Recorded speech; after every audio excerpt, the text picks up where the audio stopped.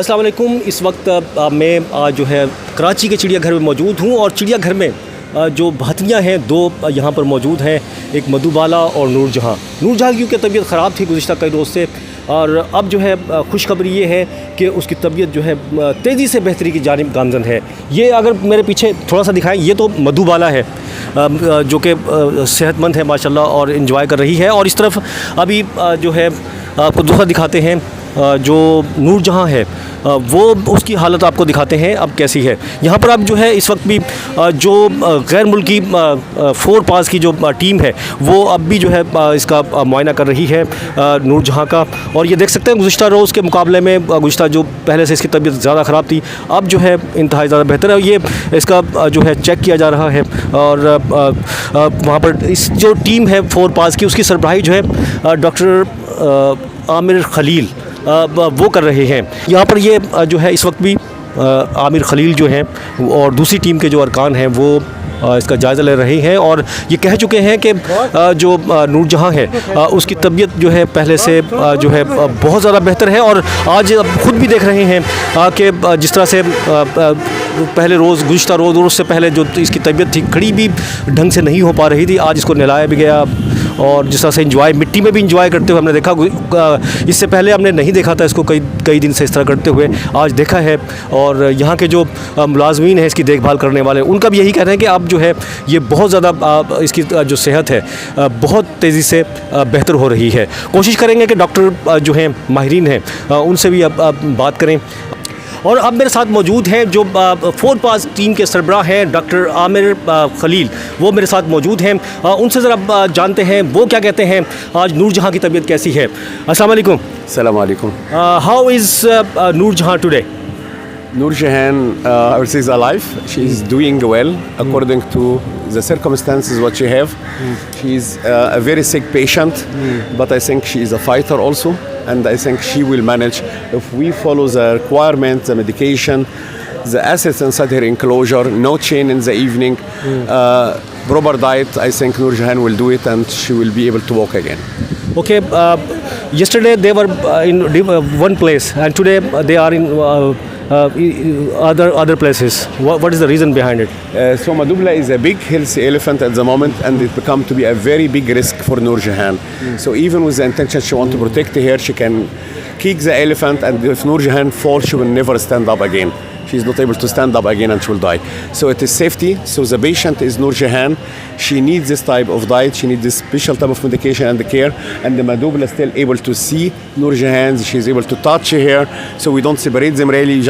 We have to isolate Nurjahan because she is a patient and she needs special care. How much time she will take to recover, complete recover? We don't know, but sure, if we follow all the procedure and all the requirement, I think in the coming few weeks, Nurjahan will be able to walk again and could be relocated to other place. Okay, thank you very much, doctor Aamir Khalil, जो कि 4 पास के जो है team है माहिरीन यहाँ पर कराची चिड़ियाघर में आई है, उसके सरबराह हैं। आज भरपूर तरीके से आज भी जो है इसका मुआयना किया गया और बिल्कुल तसल्ली बख्श करार दिया। और हमने भी खुद देखा, जिस तरह से पहले ही बताया कि आज जो है वो बिल्कुल एंजॉय करते हुए हमें दिखाई दी है। गो के उसे अभी तक सही तरह से खड़ा हुआ नहीं जा रहा क्योंकि अभी भी तबीयत उसकी ख़राब है, लेकिन पहले के मुकाबले में बहुत बेहतर है। चलें, अब मेरे साथ सीनियर जर्नलिस्ट फ़ायज़ा इलियास मौजूद हैं और मैंने जानता हूँ काफ़ी अरसे से जो है वो ज़ू को भी कवर कर रही हैं और काफ़ी दिलचस्पी रखती हैं एनिमल्स के हवाले से और काफ़ी और नॉलेज भी है उन्हें। इन हाथियों के बारे में भी काफ़ी उन्होंने स्टडी किया, यहाँ पर कवर किया है, जो भी उनके साथ सूरत हाल रही है वो उनसे जानेंगे वो क्या कहती हैं कि इस हथनी के बारे में। अस्सलाम वालेकुम। वालेकुम अस्सलाम। फ़ायज़ा कैसी है अभी नूरजहाँ? आज तो माशाल्लाह बहुत बेहतर है और चल रही है, लेकिन हमने जैसे पिछले दिनों में देख रहे थे वो खड़ी भी नहीं हो सकती थी और बहुत ही बुरी हालत, बहुत बुरी कंडीशन में थी। लेकिन आज एक सिग्निफिकेंट इम्प्रूवमेंट है, स्टेप्स ले रही है आहिस्ता आहिस्ता, लेकिन कोशिश कर रही है चलने की।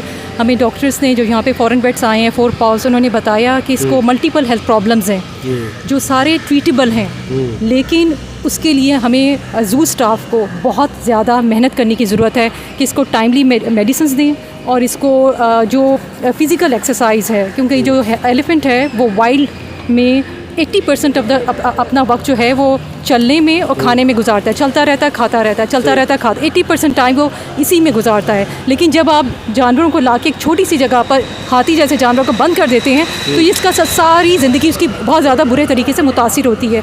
तो जो सबसे बुनियादी मसला इन जानवरों के साथ है वो यही है कि इनको एक महदूद जगह पर कोई यहाँ पर आप जैसे खुद देख सकते हैं कोई ग्रीनरी नहीं है, कोई दरख्त नहीं है, एक बैरन सा इनक्लोजर है, पानी है वो आई डोंट नो वो कब चेंज किया जाता है। इनका एक पॉन्ड है जिसमें गंदा पानी है जो रखा हुआ था यहाँ पे।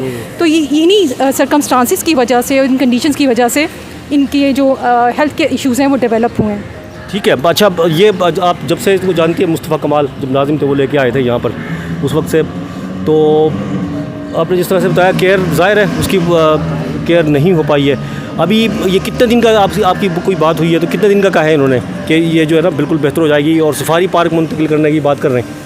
ये कह रहे हैं कि इसको थोड़ा टाइम लगेगा। उन्होंने कोई स्पेसिफिक पीरियड नहीं बताया, लेकिन ये बताया है कि इसे वक्त लगेगा और इसकी शिफ्टिंग नूरजहाँ की नहीं होनी चाहिए। मधुबाला तो अल्हम्दुलिल्लाह आप देख रहे हैं कि वो बिल्कुल ठीक है, लेकिन नूरजहाँ अभी ठीक नहीं है, फिज़िकली फ़िट नहीं है, बहुत कमज़ोर है। और अगर खुदा न खास्ता इन दोनों जानवरों की आपस में लड़ाई हो गई और उससे कोई डैमेज आ गया, उसको ऑलरेडी उसकी जो पेल्विक मेम्ब्रेन है वो कह रहे हैं कि रप्चर है, जिससे उसके जो यूरिनरी ब्लैडर है उससे वो भी उससे मुतासिर हुआ है। इसे ब्लड क्लॉटिंग है इसके एब्डोमेन में, जिससे ये यूरिन भी सही तरह पास नहीं करी, स्टूल भी सही तरह भी पास नहीं करी। लेकिन मेडिसिन जो इसे कल और आज जो उसका सारा प्रोसीजर हुआ है ये इम्प्रूव हुई है। लेकिन खुदा न खासा अगर आपने जानवरों को एक साथ मिला दिया और उसे वो दोबारा हिट हुई किसी चीज़ से तो वो मर भी सकती है। तो बहुत ज़्यादा केयर की ज़रूरत है, बहुत ज़्यादा ख्याल की ज़रूरत है, ये डॉक्टर्स बता रहे हैं। थोड़ा सा आपको कब पता चला था, कब से कवर कर रही हैं ये इसके हथनी के बारे में, सेहत के बारे में? मेरा ख्याल है 1 महीने से ज़्यादा हो गया। हम कॉन्स्टेंटली जो है वो इसके बारे में लिख रहे हैं और एक्सपेक्ट कर रहे थे कि टीम आ जाएगी, कल आएगी, लेकिन अल्लाह का शुक्र है दे फाइनली अराइव्ड। और हमें पता चल सका कि इनको मसला इनके साथ क्या है। हमारे जो जहाँ जू स्टाफ हैं उनको मालूम ही नहीं था कि इन एलिफेंट्स के साथ प्रॉब्लम क्या है। हमारे पास डायग्नोस्टिक टूल्स नहीं हैं, कोई हॉस्पिटल अल्ट्रासाउंड एक्सरे, हम एंडोस्कोपी की गई है बाय द वे इसकी कल, हम एंडोस्कोपी ना हमें आती है करने, ना हमें पता है, ना हमारे पास फैसिलिटी है। एक्सरे अल्ट्रासाउंड हम ये कोई भी फैसिलिटी अवेलेबल नहीं है। तो ये सोचने का ये करने की ज़रूरत है हमें, सोचने का मुकाम है कि हम जानवरों को क्यों लेकर आ रहे हैं। पहले अपनी कैपेसिटी बिल्डिंग करें और फिर देखेंगे और जानवर की जो स्टाफ है उसकी ट्रेनिंग करें, फिर आप कोई जानवर जो है वो जू में लाएं, वरना अदरवाइज ये बेचारे सिसक के मर जाएंगे, जो एक बहुत बड़ी ट्रेजेडी होगी। ठीक है, मतलब हॉस्पिटल वगैरह होना चाहिए आपके हाल में, होना चाहिए। आप देखें ना, अगर आपके डॉक्टर्स नहीं हैं, हॉस्पिटल नहीं है, तो आप कहाँ पर जाएंगे? ये तो बेचारे बोल भी नहीं सकते, ना प्रोटेस्ट करेंगे। हमें इनको ज़्यादा ख्याल रखने की ज़रूरत है। हम और आप तो बात कर सकते हैं ना, ये कैसे कहेगा कि मैं तकलीफ़ में हूँ? तो उसी जानवर को जू में आना चाहिए जिसको स्टाफ मैनेज कर सकता है, हैंडल कर सकता है और जिसकी फैसिलिटीज़ जहाँ पर मौजूद हैं। अदरवाइज़ एलिफेंट को तो बिल्कुल ही नहीं आना चाहिए, ना बिग कैट्स को, जितने भी बड़े जानवर हैं, क्योंकि आपके पास कोई फैसिलिटी नहीं है। हमारे यहाँ बिग कैट्स होती ही नहीं है। टाइगर, लायंस, अफ्रीकन लाइनस का जोड़ा है हमारे पास इस वक्त बंगाल फीमेल टाइगर यहाँ मौजूद है। एक बेयर इन्होंने रखी हुई है इंतहाई पुअर कंडीशन में इस वक्त, और वो बेचारे अपना टाइम पास कर रहे हैं यहाँ पर। तो ये सोचने वाली बात है। बहुत शुक्रिया फ़ायज़ा आपका टाइम देने का, आपने टाइम दिया। फ़ायज़ा जो कि सीनियर जर्नलिस्ट, जिस पहले मैंने बताया, काफ़ी उन्होंने कवर किया है।